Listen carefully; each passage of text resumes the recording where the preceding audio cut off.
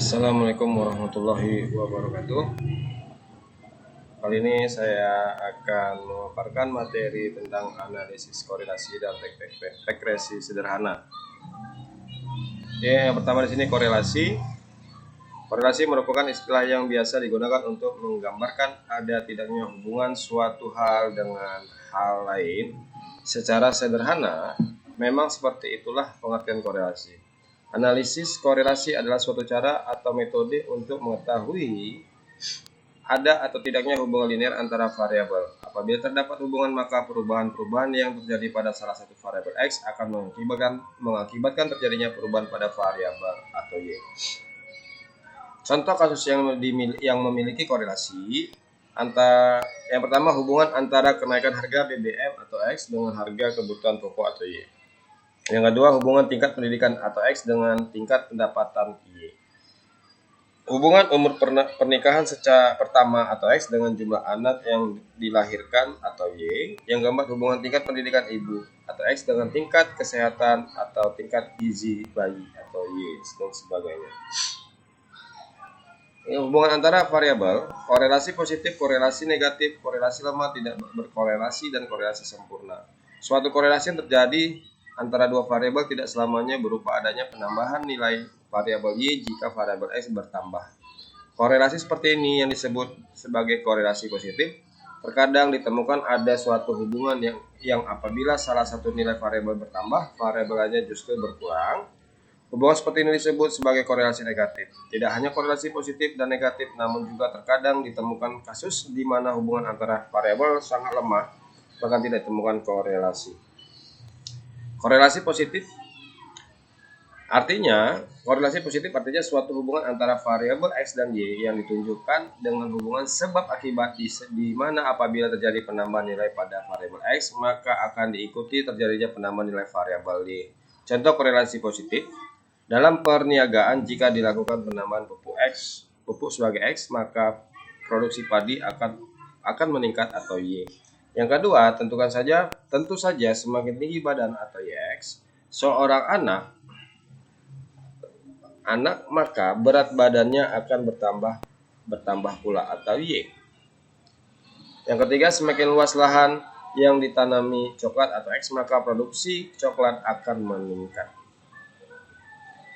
Oke, di sini ilustrasi korelasi positif. Jadi kalau korelasi positif itu mulai dari bawah dasar sebelah kiri dia menuju puncak ke kanan. Oke, itu dia untuk korelasi positif. Kemudian korelasi negatif. Pada korelasi positif, peningkatan nilai X akan diikuti penambahan nilai Y. Korelasi negatif berlaku sebaliknya. Jika nilai variabel X meningkat, nilai variabel Y justru mengalami penurunan. Contoh korelasi negatif, apabila harga barang X meningkat, maka kemungkinan permintaan terhadap barang tersebut mengalami penurunan. Oke, di sini untuk ilustrasi koefisien negatif. Jadi kalau korelasi negatif, dia berada dari mulai sebawah kanan dari puncak kiri menuju bawah kanan. Kebalikan dari korelasi positif. Tidak ada korelasi atau korelasi sangat lemah. Korelasi ini terjadi apabila kedua variabel X dan Y tidak menunjukkan adanya hubungan linear. Contoh, panjang rambut X dengan tinggi badan tidak bisa dihitung hubungannya atau tidak ada hubungannya. Di sini ada gambarnya, ada dua tidak ada hubungan dan hubungannya lemah. Korelasi sempurna. Korelasi sempurna biasanya terjadi apabila kenaikan atau penurunan variabel X selalu sebanding dengan kenaikan atau penurunan variabel Y. Jika digambarkan dengan diagram titik atau diagram pencar, titik berderet membentuk satu garis lurus dengan hampiran tidak ada pencaran.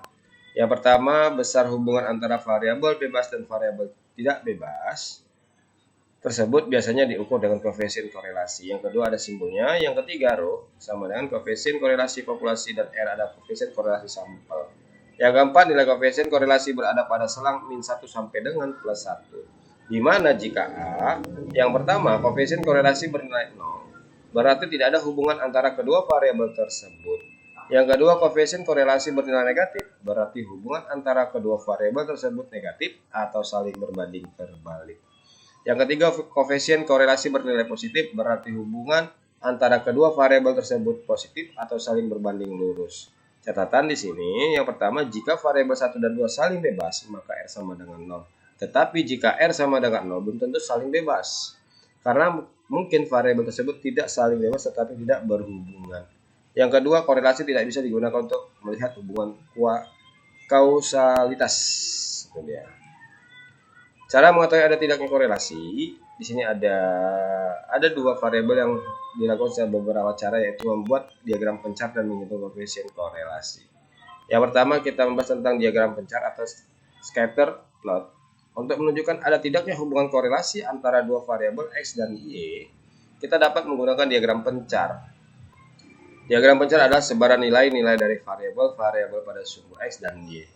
Tujuan dari diagram pencar ini adalah untuk mengetahui apakah titik-titik koordinat pada sumbu X dan Y ada pola yang terbentuk dari sebaran tersebut. Dari diagram pencar tersebut dapat dibuat sebuah garis yang kira-kira membagi dua titik-titik koordinat pada kedua sisi garis. Dari garis tersebut dapat diketahui korelasi antara kedua variabel.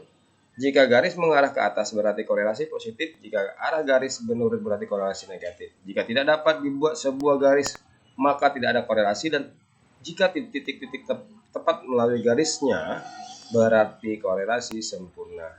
Manfaat diagram pencar membantu menunjukkan apakah terdapat hubungan yang bermanfaat antara dua variabel. Yang kedua, membantu menetapkan tipe persamaan yang menunjukkan hubungan antara dua variabel tersebut. Kini berbagai bentuk diagram pencar. Lanjut. Yang kedua, koefisien korelasi. Untuk mengetahui ada atau tidaknya hubungan antara kedua variabel X dan Y dan seberapa erat hubungan antara kedua variabel tersebut dapat diketahui dengan menghitung koefisien korelasi dari kedua variabel. Jika koefisien korelasi bertanda positif atau plus, maka dapat disimpulkan hubungan kedua variabel positif, dan begitu juga halnya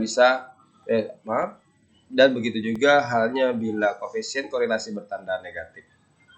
Koefisien korelasi persen apabila antara kedua variabel X dan Y yang masing-masing mempunyai skala pengukuran sekurang-kurangnya interval atau rasio dan hubungannya merupakan hubungan linear, maka keeratan hubungan antara kedua variabel itu dapat dihitung dengan menggunakan formula korelasi persen yang diberi simbol dengan RYX dan RXY untuk sampel PYX dan PXY. Untuk populasi, koefisien korelasi persen antara dua variabel datanya tidak berkelompok. Jadi sini RYX atau RXY, sigma I sama dengan 1 sampai N XI dikurang X bar dikali YI dikurang Y bar per akar dari sigma I sama dengan 1 sampai N XI kurang X bar kuadrat dikali sigma I sama 1 sampai dengan N YI dikurang Y bar kuadrat, atau R sama dengan N dikali sigma I sama dengan 1 sampai dengan N X YI dikurang sigma I sama dengan 1 sampai dengan N XI dikali sigma I sama 1 sampai N YI per akar dari sigma I sama dengan 1 sigma I sama dengan 1 sampai N XI kuadrat dikali sigma I sama dengan 1 N XI kuadrat dikali sigma I sama dengan 1 sampai dengan N XI kuadrat di sini bukan XI ya, tapi Y. Jadi sini sigma I sama dengan 1 sampai dengan N YI kuadrat dikali sigma I sama dengan 1 sampai dengan N YI kuadrat. Koefisien korelasi range Spearman atau ordinal. Untuk mengukur keeratan hubungan antara dua variabel X dan Y yang kedua-duanya mempunyai skala pengukuran sekurang-kurangnya ordinal dapat dihitung dengan menggunakan formula korelasi Spearman.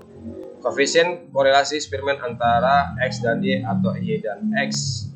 Yang pertama di sini, jika tidak ada data kembar, apabila tidak terdapat data kembar dalam kelompok data, maka Anda menggunakan rumus sebagai berikut. RS sama dengan 1 dikurang 6 dikali sigma I sama dengan 1 sampai N DI kuadrat per N dikali N kuadrat dikurang 1. DI itu adalah selisih ranking antara ranking variabel X dan Y.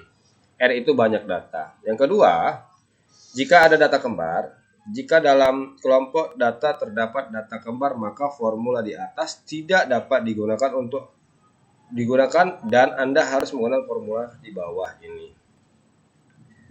R sama dengan N pangkat 3 dikurang N dikurang 6 dikali sigma I sama dengan 1 sampai N DI kuadrat dikurang TX ditambah T per 2 per akar dari N pangkat 3 dikurang N kuadrat dikali TX tambah T dikali N kuadrat, N pangkat 3 dikurang N ditambah TX tambah TY. Catatan, urutkan nilai observasi dan diberikan ranking dari besar ke kecil. Koefisien korelasi data berkelompok.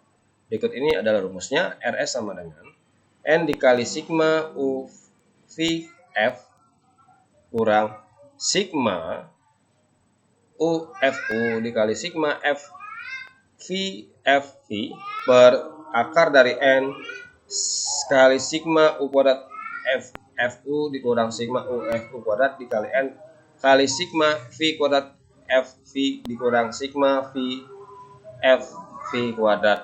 Jadi di sini U skala baru dari X, V skala baru dari Y, F frekuensi tiap sel, FU frekuensi untuk U pada suatu nilai V, FV frekuensi untuk V pada suatu nilai dari U. Terima kasih, sampai sinilah materi yang saya sampaikan. Assalamualaikum warahmatullahi wabarakatuh. Selamat siang.